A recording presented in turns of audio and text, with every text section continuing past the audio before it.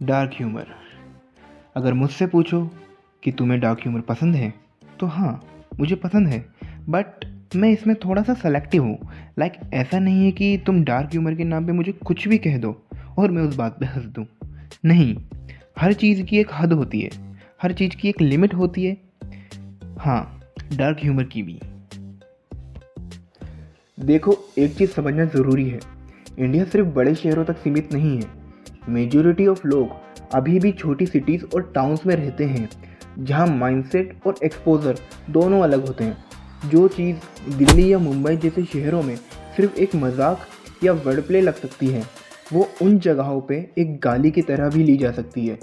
ये cultural difference समझना important है, क्योंकि हर जोक या बात हर जगह एक ही तरीके से रिसीव नहीं होती है। इसलिए जब हम किसी वाइड ऑडियंस के लिए कुछ बोलते हैं या लिखते हैं, तो हम ये भी देखना होता है कि हम उसे किस कॉन्टेक्स्ट में समझा रहे हैं। पर वो जोक जो रणवीर ने इंडियाज़ गॉट टैलेंट पे बोला था, वो कोई इतनी बड़ी भी बात नहीं थी कि उस पर इतना ज़्यादा आउटरीच हो। हर किसी का ह्यूमर परसेप्शन अलग होता है, तो अगर उसका जोक तुम्हें पसंद नहीं आया और तुम उससे ऑफेंड हो गए, तो इसका मतलब ये तो नहीं कि यार तुम उस पर केस कर दो। ऐसे तो रोज़ लोग पता ही नहीं क्या क्या कहते हैं, तुम खुद पता ही नहीं अपने दोस्तों के साथ क्या क्या कहते रहते हो, मिल्फ मिल्फ, अपनी माँ बहनों को गाली देते हो, तब तुमको बुरा नहीं लगता। लेकिन आज एक बंदे ने कुछ छोटी सी बात कह दी, एक जोक मार दिया उस शो के ऊपर जो बिकता ही डार्क जोक के नाम से, तुम ऑफेंड हो गए। अब आगे की बात करने से पहले आप लोगों को ये जानना बहुत ज़रूरी है कि असल में शो में हुआ क्या था। ऐसा कौन सा जोक मारा था रणवीर ने जो लोग इतना ऑफेंड हो गए कि उस पर केस कर दिया, इवन शो बंद हो गया। समय रैना ने अपने शो पे से अपने सारे वीडियोस डिलीट कर दिए। तो देखो, बात यहाँ से शुरू होती है कि इंडियाज़ गॉट टैलेंट नाम का एक एंटरटेनमेंट शो है जिसको ऑर्गेनाइज कराया है समय रैना ने, जो उन लोगों के लिए बना है जो ऐसे जोक्स पसंद करते हैं जो हर किसी के सामने नहीं बोल सकते हैं। आजकल की कूल जनरेशन इसे डार्क ह्यूमर भी कहती है, जो एक स्पेसिफिक ऑडियंस के लिए ही बनाया गया है। तो देखो, हुआ कुछ ऐसा कि इंडियाज़ गॉट टैलेंट के बोनस एपिसोड 6 में 2 गेस्ट्स को बुलाया गया, आशीष चंचलानी एंड बियर बाइसेप्स उर्फ रणवीर अलाहाबादिया। दोनों पॉपुलर कंटेंट क्रिएटर्स हैं जो अपनी अलग अलग स्टाइल की कॉमेडी और मोटिवेशनल टॉक्स के लिए जाने जाते हैं। तो रणवीर अलाहाबादिया ने शो में खड़े एक कंटेस्टेंट से एक छोटा सा सवाल पूछा कि Would you rather watch your parents have sex every day for the rest of your life, or would you join in once and stop it forever? तो बात यह है कि इंडियन गॉट टैलेंट जैसे शो एक स्पेसिफिक ऑडियंस के लिए ही होते हैं, जिसमें एजी और डार्क ह्यूमर भी कभी कभी देखने को मिल जाता है।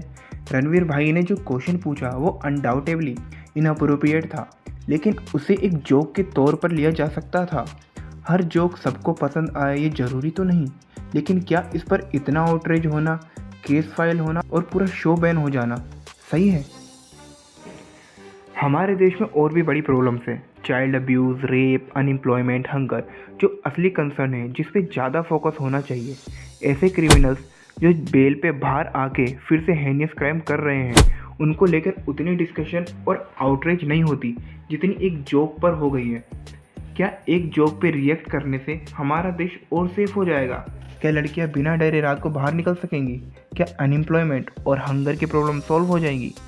अगर सच में सुधरना चाहते हैं तो हमें प्रायोरिटी सेट करनी पड़ेंगी और असली प्रॉब्लम पर ध्यान देना पड़ेगा, ना कि किसी जोक को लेकर किसी की सारी मेहनत और रिपुटेशन को बर्बाद करना। लेकिन भाई, दिक्कत सिर्फ इतनी नहीं है। दिक्कत ये है कि असल में जो क्रिएटर्स इसको अपना दोस्त मानते थे, वो लोग भी इसके सपोर्ट में आगे नहीं आए।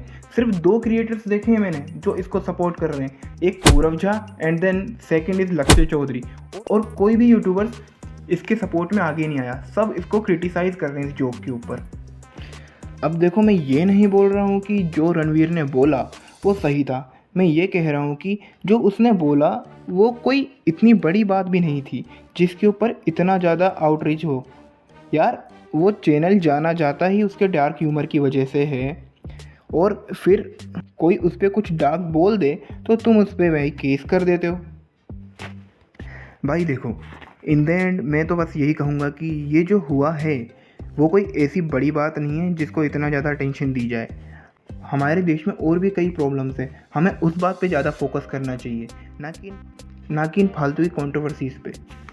इस वीडियो को बनाने का मकसद मेरा यही था कि लोगों को ये समझ आए कि इन फालतू की चीज़ों से आपका सिर्फ टाइम ख़राब होगा, इसलिए ऐसी चीज़ों पे ध्यान ना देके कुछ ऐसी चीज़ों पे ध्यान दो जिससे आपको फ़ायदा मिले, आप ग्रो करें और अपने देश को फ़ायदा मिले, ना कि इन फालतू चीज़ों से। इस चीज़ से भाई तुम एंटरटेन भी नहीं होगे ढंग से। तो इसी के साथ चलिए इस वीडियो को यहीं ख़त्म करते हैं एंड अब मिलते हैं अगले वीडियो के साथ इसी चैनल पे। Mix veg signing of.